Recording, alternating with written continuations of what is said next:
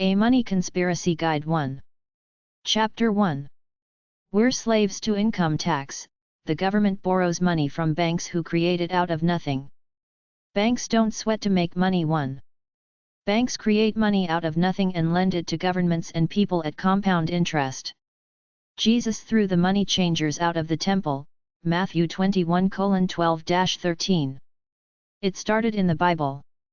From there, the easiest way to understand money is to watch the 10 22-minute episodes of Hidden Secrets of Money at youtube.com/@goldsilver. Goldsilver, W/Mike Maloney. After that, watch Bill Still and Paul Hellyer Money Master videos, which are on YouTube, Rumble and BitChute. Ex-Dutch banker Ronald Bernard exposes the elite, Part 1,2,3, is a video about a guy who worked in the banking system out of Holland. He said he attended a satanic church with his banker buddies, but he thought is just a fun hedonistic social thing with the naked women and the booze and stuff. At one point, he was asked to attend a child sacrifice, whereupon he realized he was dealing with freakish people who seemed to worship something out of the Bible. Some ancient Hebrews worshipped Baal and had child sacrifices. The history of money is convoluted until about the 1700s, when bankers in Germany realized that most people brought them gold or silver to hold for storage and got a certificate for it, but rarely came back looking for that hard currency. They figured out how to rip off the people en masse without anybody realizing it. When anybody came looking for a loan, they realized that their account holders rarely came looking for their money, so they started making loans en masse on paper much larger than the amount of money, gold or silver they had on deposit to cover the loan. It was all paperwork controlled by the banker. Everybody had paperwork saying they had money, both the account holder with the savings account and the guy who got a loan supposedly based on that money in the savings account, all created by the mastermind, the banker, who got extremely rich, creating all this money out of nothing, lending it to people as credit, acting like an official authority who risked money to make this loan when he really risked nothing. He created the loan on paper, but the people didn't know that, so they were all beholden to the loans created by the banks on paper out of nothing. He was creating fictitious money out of thin air, lending it out. The borrowers paid back this money at interest. The banker earned the principal amount of the loan because he created it out of thin air plus the interest money. This is now called fractional reserve banking, the common way banks do business. They have this unfair advantage in the marketplace, this ability to create money out of nothing every time they make a loan. Nobody figured out it was a massive scam. The first bank that came to be known from championing this form of banking was the Rothschild Bank, officially started in 1811 by Nathan Mayer Rothschild. Since then, his sons expanded it to England, then worldwide. Banks don't sweat to make money too. In the United States, both Andrew Jackson and Abraham Lincoln had enough intelligence to realize that they must not give control of the nation's money to bankers. Andrew Jackson, March 15, 1767 to June 8, 1845, fought against the creation of a central bank ruled by private interests. He knew that if the government gave control of the nation's money to the banks, they would control the country from behind the scenes with the money. Abraham Lincoln was assassinated on April 14, 1865. Woodrow Wilson, 1856–1924, started out as an economics professor, then became the president of Princeton University from 1902 to 1910. He was surrounded by elitist banker types who convinced him to run for president as their puppet. He got elected. If you read the book Creature from Jekyll Island by G. Edward Griffin, he says that a group of bankers got together in secret on Jekyll Island in South Carolina, where they hatched a plan to create a private central bank through their puppet Woodrow Wilson. On December 23, 1913, after most of the senators had gone home for Christmas, they held a small group back to hold a session to bring the Federal Reserve Act into existence, which gave control of the nation's money to a group of people in a building called the Federal Reserve Bank. The Federal Reserve Bank is not federal, it's private, nor does it have reserves. It creates money out of nothing and lends it to the U.S. federal government and the commercial banks at compound interest. That's the entire trick that makes all citizens slaves, because we have to pay income tax to pay this debt by the US government to the Federal Reserve. The Federal Reserve did not work or sweat for this money. They accreted it out of nothing, but the people have to work hard and pay some of their earnings in income tax to pay for this debt burden. You can see the national debt at usdebtclock.org.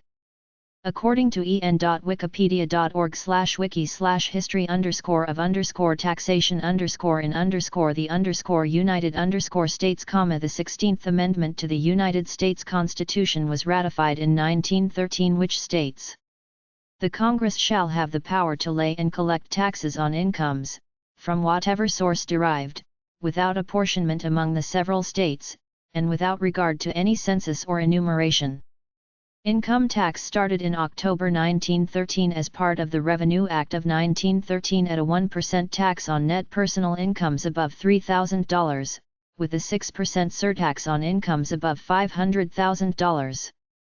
By 1918, the top rate of the income tax was increased to 77%, on income over $1 million, equivalent of $16,717,815 in 2018 dollars. The rate was increased in 1917 during World War I. The top marginal tax rate was reduced to 58% in 1922, to 25% in 1925 and finally to 24% in 1929. In 1932 the top marginal tax rate was increased to 63% during the Great Depression and steadily increased, reaching 94% in 1944 on income over $200,000, equivalent of $2,868,625 in 2018 dollars. We, the people, are forced to pay this fraud debt to the Federal Reserve because it's fake money they created out of nothing. The U.S. Department of Treasury can easily create its own central bank, create money out of nothing that the nation needs, then the people don't have to be slaves anymore paying an income tax. This is the big scam and almost nobody is aware of it. This is the basis of modern-day banking, create loans out of nothing. It's all paperwork and blips on a screen. Banks don't sweat to make money. 3. Fractional reserve banking is the commonly accepted way banking is done. Banks risk nothing when they make loans. They create that money out of thin air. It used to be based on a margin of 10, which means that if an individual comes to any bank and deposits $1 million into a savings account, the bank has the right to create loans of up to $10 million based on that $1 million that somebody put into that account, even though the bank doesn't own that $1 million. Banking laws changed, so now the margin rate is undefined. They simply tell the banks to use good sense in doing business. Banks get free money for not doing much but creating paperwork and blips on a computer screen.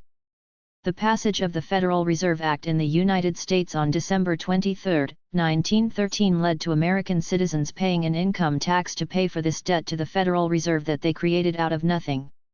In 1930, the Bank for International Settlements was created supposedly to pay war reparations, but it was really the central place where many different countries could come to trade money. At that time, there was no euro-dollar. Everybody had to exchange money when traveling to other countries. They now call themselves the Central Bank of Central Banks. This Bank for International Settlements could be the most secretive organization in the world. Ronald Bernard talks about it a bit. They have a website at bis.org. They get to be the self-appointed master of the world's money supply, and nobody is either smart enough or brave enough to challenge them on it. The BIS has systems in almost every country where governments borrow money from private banks who create it out of nothing, then have to pay this money back at compound interest, so the people of the world are paying income tax to pay debts to banks who created the money out of nothing. We have a worldwide system of privately owned central banks in almost every country except for Iran, Cuba, and North Korea, who create money out of thin air and lend it to their federal government and the commercial banks in their country. They expect this money back at compound interest. They didn't work for this money. They created it out of nothing, put some electronic blips on a computer screen, now want all this money back. The federal governments of all those countries are run by elected politicians, most of whom don't know how money is created. They have allowed this system to go on.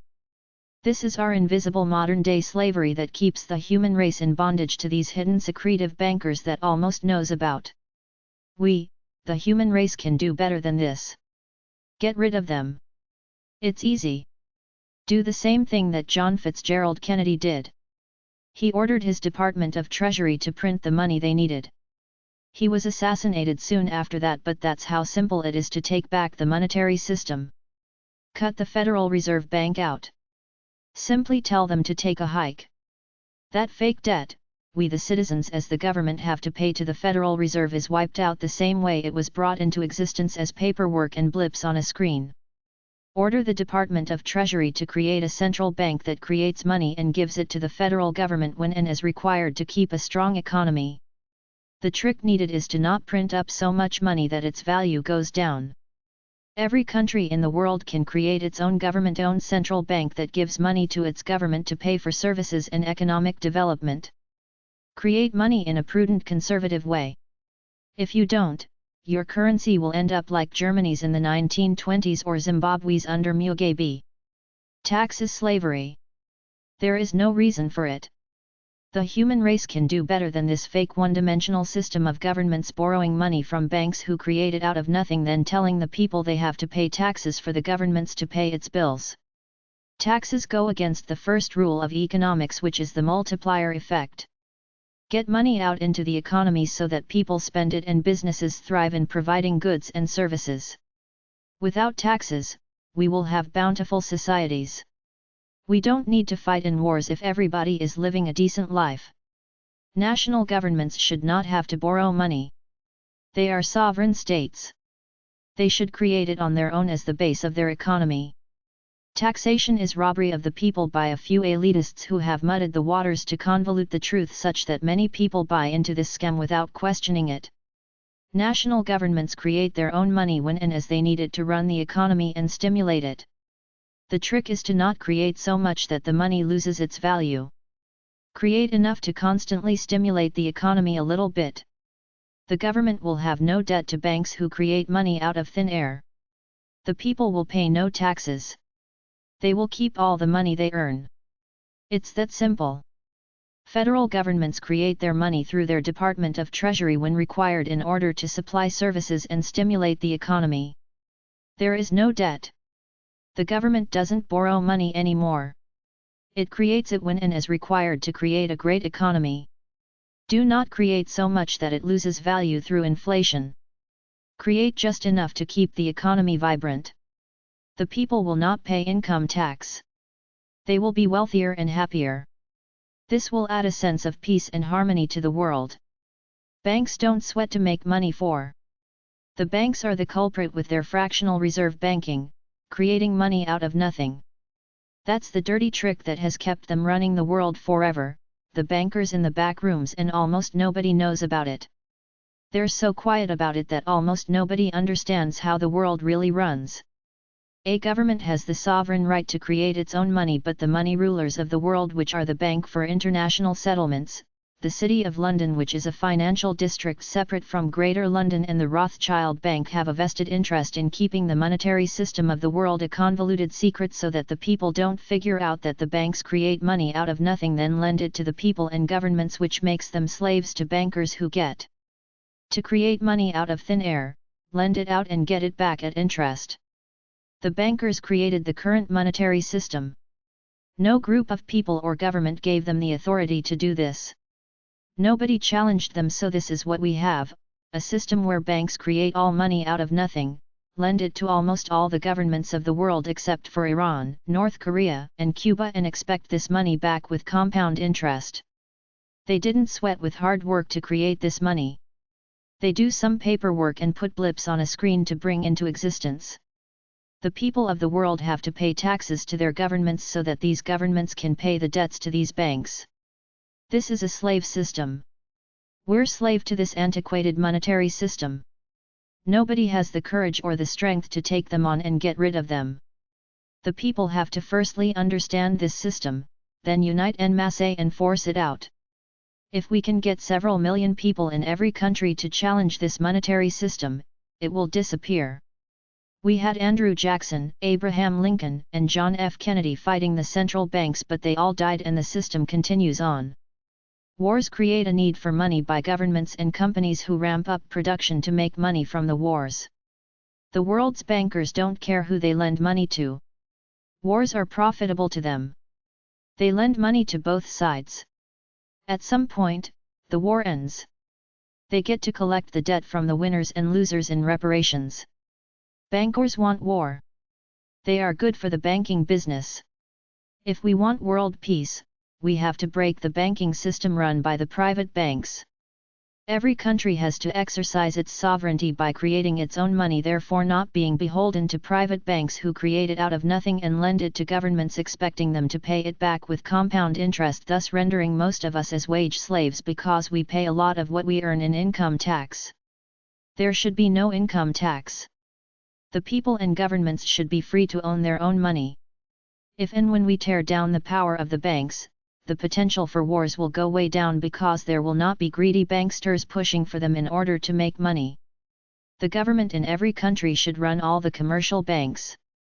This would take the power away from the private banks, who are the only business in the world allowed to create money out of nothing through fractional reserve banking while everybody else has to sweat for it. This would go a long way to create peaceful human race. Give the people through the government control of the money. Take control of the money away from a central bank owned and run by private bankers. Commercial banks that get to create money out of nothing through a system called fractional reserve banking should be owned by the people through the government, so we don't let a few elitists control the money. If the government of every nation create their own central bank, then create their own commercial chartered banks to put the private banks out of business, the government, therefore the people, would own all the money, so the profit motive of war by private bankers will be gone. This will go far in ending wars, which are manufactured dramas created by rich elitists to expand their power and wealth. The human race will not change until the people take control of the power. I'm not talking BS representative democracies. The next giant step is for the evolution of the human race is that we, the people, take control of ruling ourselves through online creating and voting on the ideas/bills, not having phony representatives who pander to getting votes to get elected then sell their votes to lobbyists in their council. Until we get the guts to get together to do that, you can't fight the big corrupt elitist machine that runs the world. Understand the monetary system resources. Watch the 10 22-minute episodes of Hidden Secrets of Money at youtube.com/@goldsilver. Goldsilver, W/Mike Maloney. Ex-Dutch banker Ronald Bernard exposes the elite, Part 1,2,3. YouTube channel Crusher 1980. In the 1990s, Bill Still made the best videos about the American banking system. Paul Hellyer is his Canadian equivalent.